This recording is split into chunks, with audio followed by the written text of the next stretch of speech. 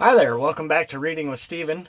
We've just completed chapter 3 of the book series, the first book in the Ranger's Apprentice. I really encourage you, if you don't already, to go out and purchase this book and read along, especially for those of you in grade school. It's really great to read, helps build your education.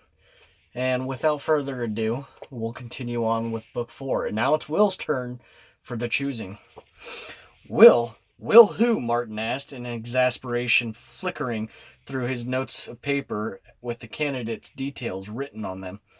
He had only been the Baron's secretary for 5 years, and so he knew nothing of Will's history. He realized now that there was no family name on the boy's paper, and assuming he had let his mistake slip past, he was annoyed with himself. "What's your family name, boy?" he asked severely. Will looked at him hesitantly, hating this moment. I don't have," he began, but mercifully the Baron interceded. "Will is a special case, Martin," he said quietly. His look telling the secretary to let the matter go. He turned back to Will, smiling encouragingly.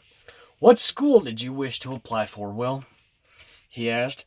"Battle school, please, my lord," Will replied, trying to sound confident in his choice, the Baron allowing a frown to crease his forehead, and Will felt his hopes sinking. "Battle school, Will? You don't think you're a little on the small side, do you?" the Baron asked genuinely. Will bit his lip.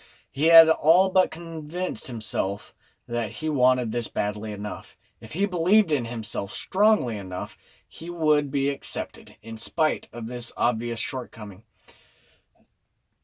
"I haven't had my growth spurt yet, sir," he said desperately. "Everyone says that." The Baron rubbed his bearded chin with thumb and forefinger, and he considered the boy before him. He glanced to his battlemaster. "Rodney," he said. The tall knight stepped forward and studied Will for a moment or two, then slowly shook his head. "I'm afraid he's too small, my lord," he said. Will felt the cold hand clutch his heart. "I'm stronger than I look, sir," he said, but the battlemaster was unswayed by his plea. He glanced at the Baron, obviously not enjoying the situation, and shook his head. "Any second choice, Will?" the Baron asked, his voice gentle, even concerned. Will hesitated for a long moment. He had never considered any other selection. "Horse school, sir?" he asked finally. Horse school trained and cared for the mighty battle horses that the castle knights rode. It was at least a link to the battle school, Will thought. But Ulf, the horsemaster, was shaking his head already, even before the Baron asked his opinion. "I'd need apprentices, my lord, but this one is too small. He'd never control one of my battle horses. They'd stomp him into the ground as soon as look at him." Will could only see the Baron through a watery blur now. He fought desperately to keep his tears from sliding down his cheeks. That would be the ultimate humiliation, to be rejected from battle school and then break down and cry like a baby in front of the Baron, all the craftmasters, and his wardmates. "What skills do you have, Will?" the Baron was asking him. Will racked his brain. He wasn't good at lessons in languages, as Alice was. He couldn't form neat, perfect letters the way George did, nor did he have Jenny's interest in cooking. And he certainly didn't have Horace's muscles and strength. "I'm a good climber, sir," he said finally. Seeing that the Baron was waiting for him to say something, it was a mistake, he realized instantly. Chubb, the cook, glared at him angrily. "He can climb all right. I remember when he climbed up a drain pipe into my kitchen and stole a tray of sweet cakes that were cooling by the windowsill." Will's jaw dropped with the unfairness of it all. That had been 2 years ago. He was a child then, and it was a mere childish prank. And he wanted to say, but now The scribe master was talking too. And just last spring, he climbed up our third-floor study and turned 2 rabbits loose during one of our legal debates. Most disruptive, absolutely. Rabbits, you say, scribe master, said the Baron, and Nigel nodded emphatically. A male and a female rabbit, my lord, if you take my meaning, he replied. Most disruptive indeed. Unseen by Will, the very serious Lady Pauline put one elegant hand up in front of her mouth. She might have been concealing a yawn, but when she removed the hand, the corners of her mouth were slightly up-tilted still. Well, yes, said the Baron, we all know how rabbits are. And as I say, my lord, it was spring, Nigel went on, in case the Baron had missed that point. Lady Pauline gave vent to an unladylike cough. The Baron looked in her direction in some surprise.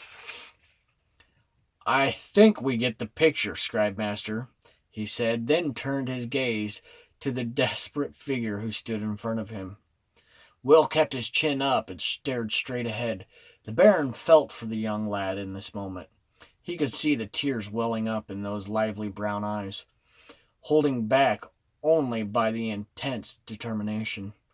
Willpower, he thought absent-mindedly, recognizing the play on the boy's name.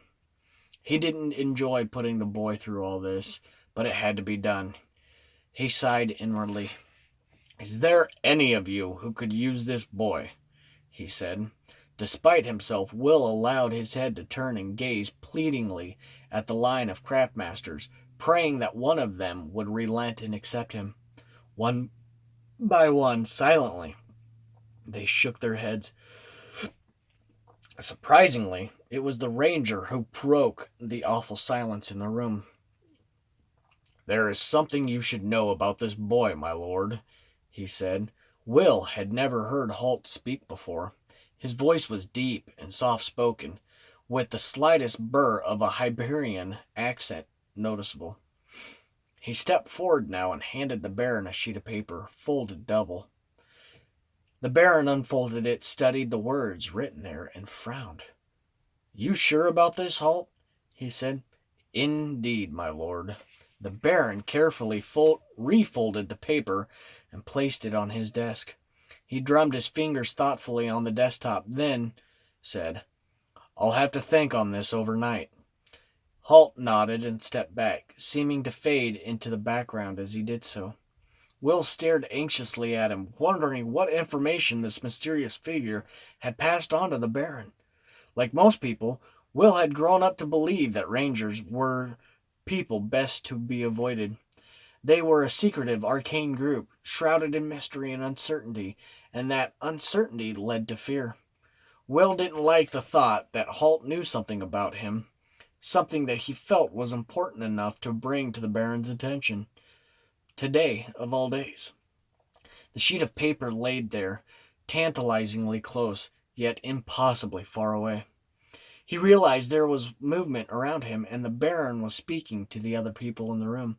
Congratulations to those who were selected here today. It's a big day for you all.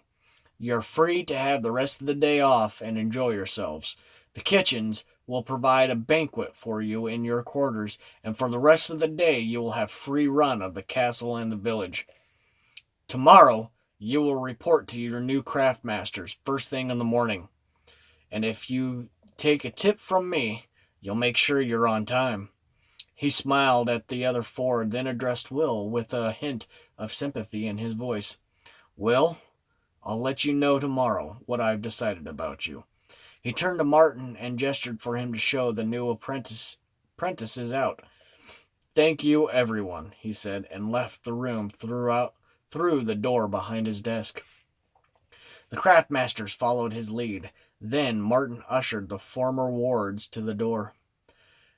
They chatted together excitedly, relieved and delighted that they had been selected by the craftmasters of their choosing.